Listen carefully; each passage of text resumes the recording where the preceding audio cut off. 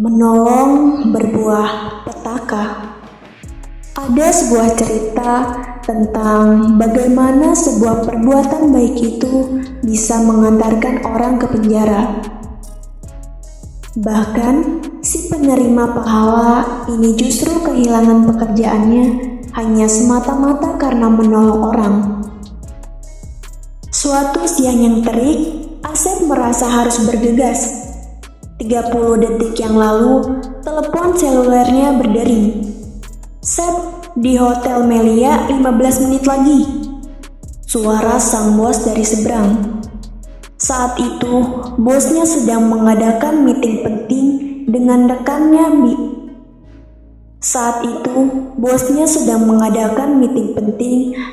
rekan bisnisnya di hotel mewah itu. Dan si bos minta dijemput ke sana. Sebagai supir, sudah menjadi kewajibannya untuk melakukan itu. Meskipun Asep baru saja selesai mengantar anak si bos yang latihan balet. Siang itu, suasana kota Jakarta luar biasa padat. Macet terlihat di sana-sini. Asep tak ingin telat menjemput sang bos. Bisa-bisa kena damprat. Itu pun masih mending daripada dipecat. Pada separuh jalan menuju lokasi penjemputan, mobil dihentikan. Sesosok tubuh pria tergeletak di pinggir jalan. Darah terlihat mengucur dari kepala, tapi tubuh tak bergerak. Itu dibiarkan begitu saja. Tak ada yang tertarik untuk memberi pertolongan atau membawanya ke rumah sakit. Hampir semua kendaraan melintas begitu saja. Begitupun dengan orang-orang yang berjalan, cuma lihat sebentar, mengumam singkat,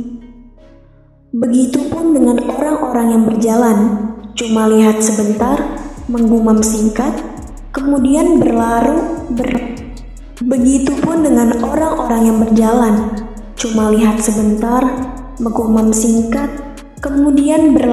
dan pergi. "Tabrak lari, Pak," ujar seorang penjual teh botol di pinggir jalan.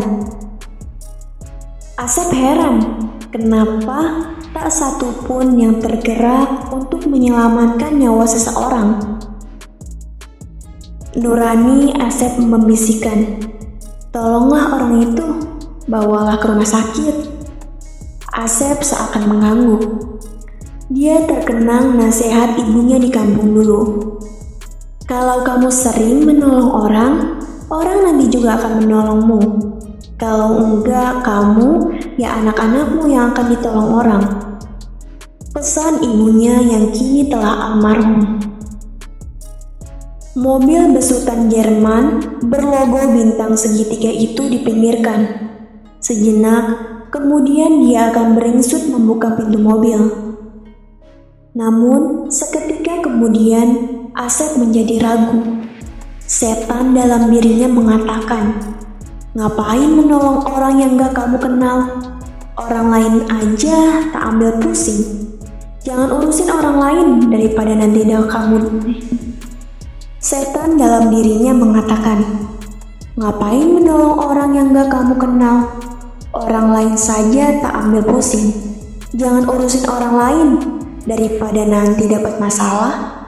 Mobil ini mahal, kotor kalau untuk dibawa. Kau bisa dipecat kalau mobil ini kotor dengan darah.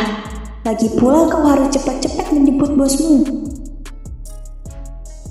Tangan yang sudah di atas handle berangsur turun, tapi pesan ibunya lagi-lagi terngiang di telinga. Benar juga, bagaimana nanti kalau aku seperti dia, tak ada yang mau menolong, pikir Asep. Dan segera bergegas menghampiri korban tabrak lari tadi. Orang-orang di sekelilingnya hanya mencibir. "Buru-buru, Mas," ucap seseorang yang ada di warung dadakan dekat situ sambil menyedut rokoknya. Asep tak peduli. Tubuh pria tak berdaya itu diangkat. Asep tak peduli. Tubuh pria tak berdaya itu diangkatnya. Masih bernyawa, tapi tak sadarkan diri. Seragam kerja Asep belepotan dengan darah. Asep tak menggubris. Pintu belakang mobil berharga 1 miliar rupiah lebih itu dibuka. Tubuh pria tak berdaya tadi dibaringkan di kursi belakang. Meski Asep repot melakukannya, tetap tak ada yang peduli. Semua mata yang ada di situ hanya tertawa sinis. Malah ada yang berujar, orang bodoh, sok jadi pahlawan. Di tengah kepungan kemacetan, Asep mencoba zigzag. 10 menit kemudian, dia tiba di rumah sakit terdekat. Terpogoh-pogoh Asep membopong tubuh sekarat itu masuk ke ruang ICU rumah sakit.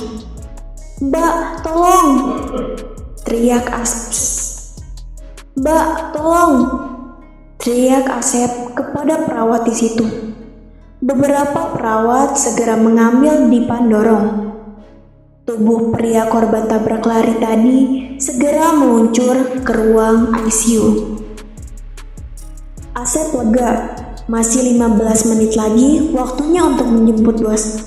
Tapi di derak kemacetan, jarak tempuh dari rumah sakit ke hotel tempat meeting si bos yang cuma 2 km itu bisa ditempuh lebih dari 1/4 jam. Gawat, bos bakal marah, pikir Asep. Dan juga bercak darah di jok belakang belum lagi dibersihkan. Langkah buru-buru Asep untuk segera menyetir terhenti setelah seseorang perawat menegurnya. "Mas, diisi dulu!" teriak seorang perawat cantik sambil menunjukkan form pendaftaran. Mbak, itu orang korban tabrak lari. Saya cuma menolong mengantarkan ke sini saja," tukas Asep. "Iya, tapi tetap harus ada yang bertanggung jawab. Siapa yang mau bayar biayanya?" jawab si perawat bernada ketus. Perdebatan panjang tak terelakkan. Lebih dari 15 menit berlalu. Si perawat tetap mengotot meminta Asep mengisi borang pendaftaran itu. Bahkan telepon si bos hanya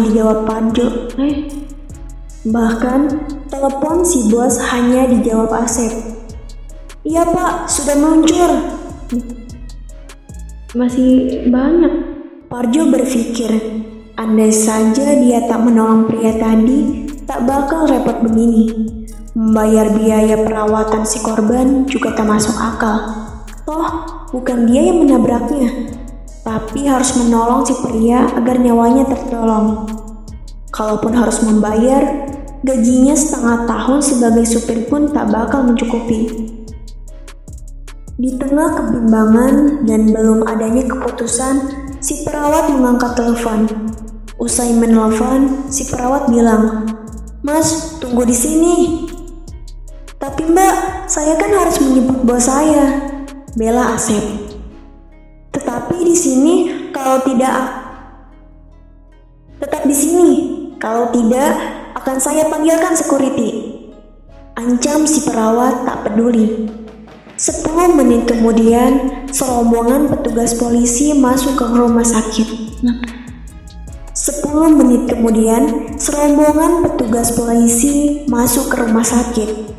Setelah berbicara kepada perawat jaga tadi, seorang petugas polisi yang kelihatannya komandan menghampiri Asep dan berkata, "Selamat siang, silakan Bapak ikut kami ke kantor polisi." Asep cemas, bukan kepalang. "Tapi Pak, saya kan cuma menolong saja, bukan saya yang menabraknya," ujar Asep dengan wajah berkeringat. "Nanti jelaskannya di kantor polisi saja," ucap Pak Polisi singkat, sambil memerintahkan anak buahnya memborgol dan menggelandang Asep. Asep mencoba melawan, tapi sia-sia. Setengah jam di kantor polisi, sang bos menelpon lagi. "Kamu di mana, Sep?" bentak si bos marah. Setengah jam di kantor polisi, sang bos menelpon lagi. "Kamu di mana, Sep?" bentak si bos marah. Asep bercerita, tapi si bos tetap tak menggubris. "Kamu itu supir saya, tugasmu hanya mengantarkan saya. Kok lancar sekali menyepelekan saya?" Nada si bos terus meninggi. Dengan terbata-bata, Asep menjelaskan dulu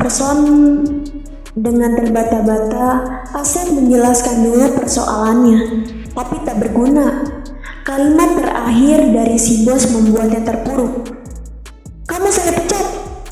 teriak bosnya dari balik telepon. Asep memikirkan anak istrinya di rumah. Mau makan apa kalau aku dipecat? Asep cemas. Rupanya derita si Asep tak langsung berlalu.